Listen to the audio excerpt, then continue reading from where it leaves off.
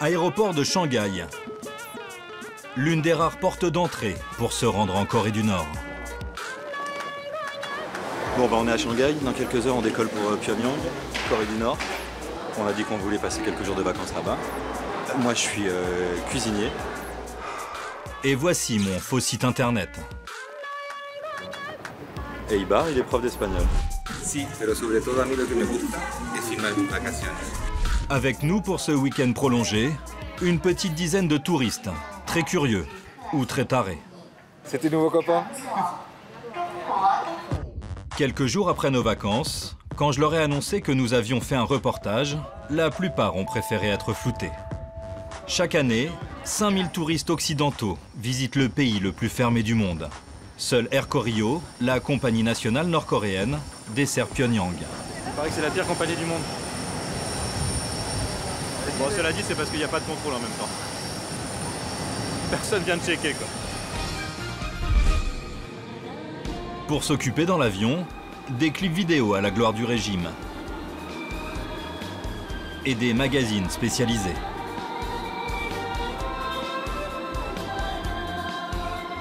Tout ce que vous emmenez dans vos bagages doit être déclaré.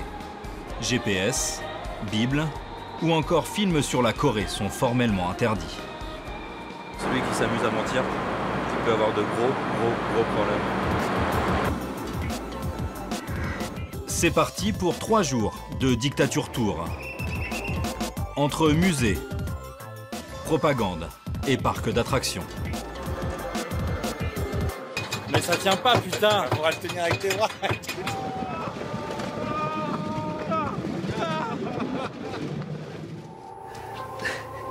Premier jour, en Corée du Nord, même le radio-réveil est collectif. Chaque matin à 5 heures, des haut-parleurs géants envoient du son bizarre sur toute la ville.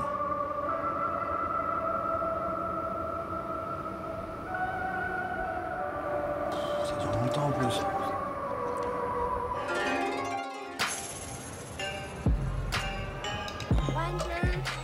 Début du circuit organisé, ou plutôt du circuit surveillé. Avec nous, 2 guides, ou plutôt 2 gardes, qui ne nous lâchent pas d'une semelle.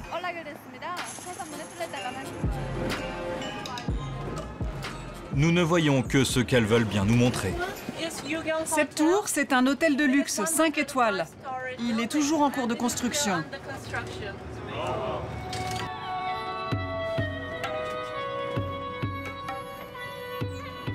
Des stades gigantesques, des barres d'immeubles décorées à la mode stalinienne.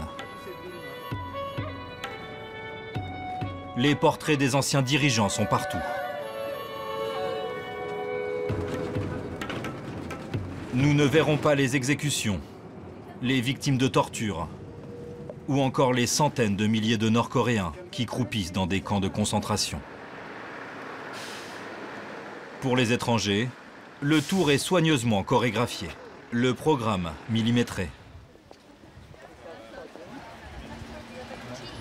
Bon alors, passage incontournable, premier jour, première heure.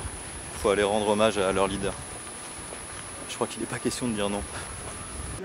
Chaque visiteur doit déposer une gerbe de fleurs devant les statues des 2 anciens dirigeants. Tarif spécial touriste, 20 $ le bouquet. Ah bah voilà, hein, on va faire comme tout le monde.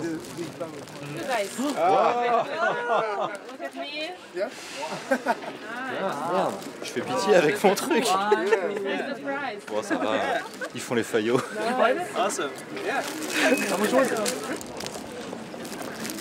C'est fou, hein, t'as vu? Ils viennent tous rendre hommage au leader. C'est comme ça tous les jours? Oui, tous les jours.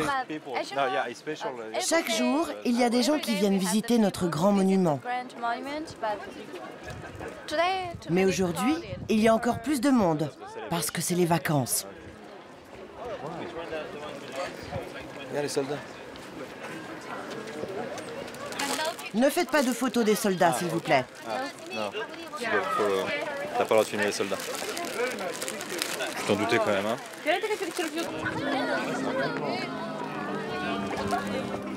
Mais il y a une autre règle ici, un peu plus surprenante. Prenez en photo les statues en entier, et surtout pas des détails de leur corps. Donc t'as compris, hein? Tu coupes pas leur tête, tu coupes pas leurs pieds, faut les prendre en entier. Sinon tu vas te faire engueuler. Dans la famille Kim, voici à gauche Kim Il-sung, le grand-père, mort en 1994 et président éternel de la Corée du Nord. À droite, son fils, Kim Jong-il, qui a dirigé le pays jusqu'en 2011. Mettez-vous en ligne.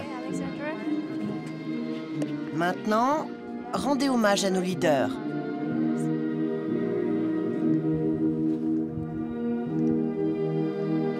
Merci beaucoup.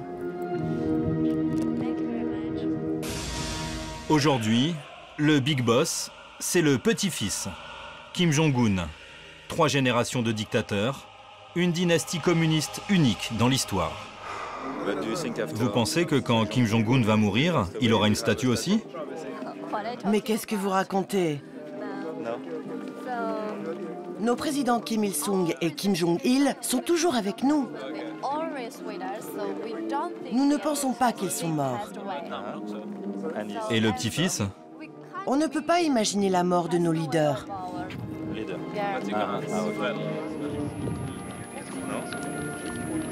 Non, tu trouves pas ça flippant?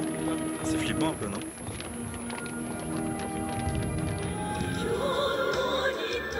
Prochaine étape au cœur de cette secte, à l'échelle d'un pays, une grande exposition de fleurs à la gloire du parti unique nord-coréen.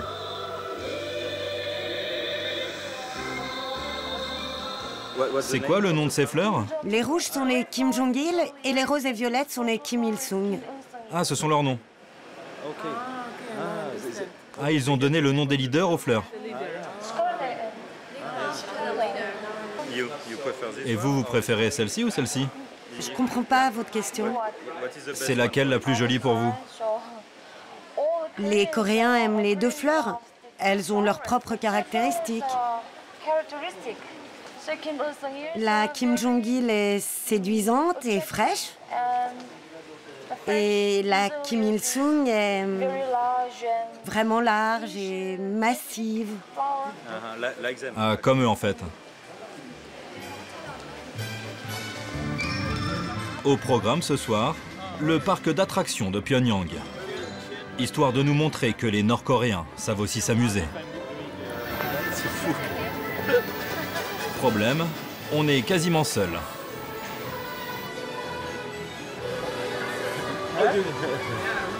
Ok, bienvenue en Corée du Nord.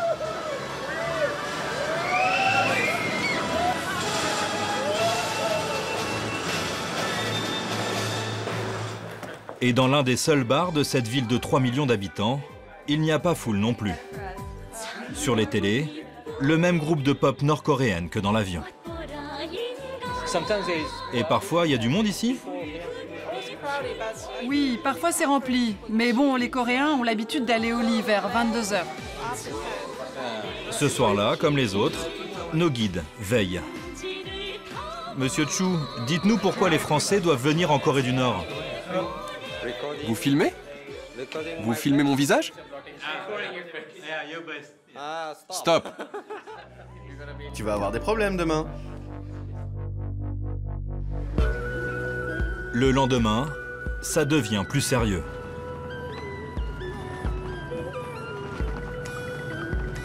Bon là ça se tend un peu, on va à la frontière entre la Corée du Nord et la Corée du Sud.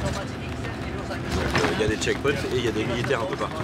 Ils appellent ça la zone démilitarisée, mais en fait c'est l'une des frontières la plus gardée, la plus surveillée du monde. C'est interdit de filmer. T'as pas le droit de prendre de photos dans le bus.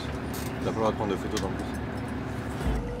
Cette zone tampon entre les deux Corées fait 248 km de long et 4 km de large. Sur cette bande de terre, plus d'1 million de mines antipersonnelles. Du côté nord-coréen, le site se visite comme un zoo. Objectif, montrer aux étrangers la puissance de l'armée. C'est dans cette salle que la Corée du Nord et les Nations Unies ont signé le cessez-le-feu en 1953. C'est la première fois dans l'histoire que les Américains ont perdu une guerre. Depuis, ils ont reconnu leur défaite. Chaque pays revendique évidemment la victoire. Aucun traité de paix n'a été signé. Si les États-Unis déclenchent une nouvelle fois la guerre sur notre territoire, on va les écraser complètement, sans laisser un seul survivant. On va voir les voisins sud-coréens.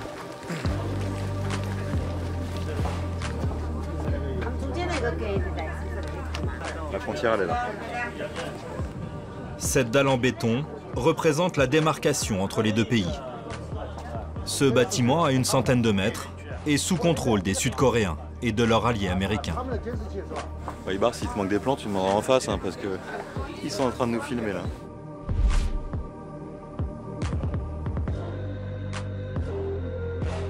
S'il y en a un qui met le pied de l'autre côté, boum, c'est parti, c'est la guerre. D'un côté, plus de 700 000 soldats nord-coréens. De l'autre, ils sont 400 000, prêts à dégainer. On se rapproche. Reculez, reculez. Depuis le cessez-le-feu, y compris dans la zone démilitarisée, les Américains ont violé 815 000 fois les accords d'armistice. À cause de ces violations, le territoire coréen est aujourd'hui sous la menace d'une guerre nucléaire. Une menace concrète. Depuis 10 ans, la Corée du Nord a procédé à 4 essais nucléaires. Sur le chemin du retour, nous apercevons ce que les autorités ne veulent pas nous montrer. Une campagne ultra pauvre.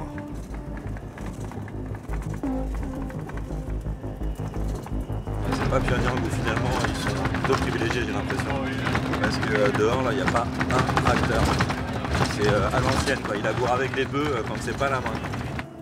Dans les années 90, la famine a fait officiellement plusieurs centaines de milliers de morts. Plusieurs millions, selon les ONG. Jour J de notre voyage surveillé. Cet après-midi, c'est la célébration du 70e anniversaire du parti unique nord-coréen. C'est écrit là dans le ciel. Et dans une dictature, c'est tout un pays qui doit souffler les bougies. Dans les rues de Pyongyang, une marée humaine se dirige vers la place centrale. Nous, on y va en métro. Un autre passage obligé pour les touristes. Notre métro a été construit en 1973 par des ingénieurs de l'armée. À 120 mètres sous terre, des stations aux allures de luxueux palais. Une rare occasion pour nous de croiser des locaux, mais impossible de leur poser des questions. Nous découvrons une société homogène. Tous affichent un pins à l'effigie des anciens dictateurs. Dès l'âge de 14 ans, c'est obligatoire de le porter. En Corée du Nord, pensez différemment, vous envoie directement en prison. Ah, ce serait dommage de les oublier quand on va au travail, quoi. Il leur doit beaucoup. Et voici la version nord-coréenne du kiosque à journaux. Qu'est-ce que ça dit ? Le président palestinien a envoyé un panier de fleurs à notre leader. Et le président du Nigeria aussi. Vive notre parti unique. Le peuple coréen doit toutes ses victoires à son leader. C'est ça qui est écrit. On parle que de lui, en fait. Filmez les photos du leader en entier. Ne les coupez pas.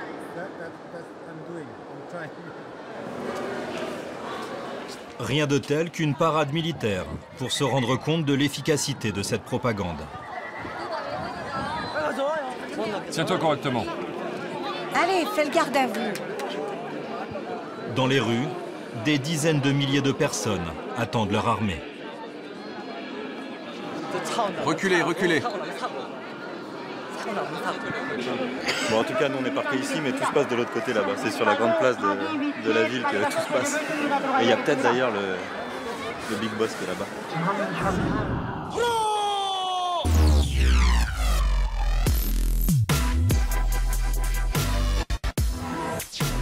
Bon ben je vous présente l'armée la plus secrète du monde.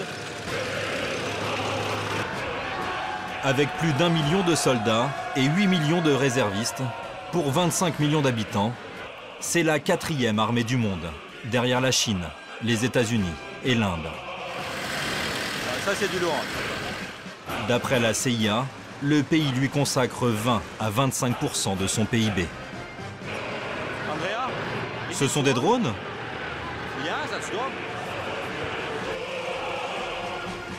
L'armée nord-coréenne comme ça, à 5 mètres, vous avez vu, c'est assez rare comme image.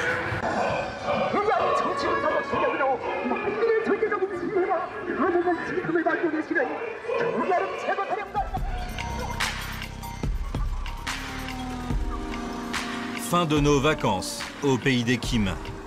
Nous quittons nos guides sans leur proposer de venir à Paris quand elles veulent. Les Nord-Coréens n'ont pas le droit de sortir de leur pays.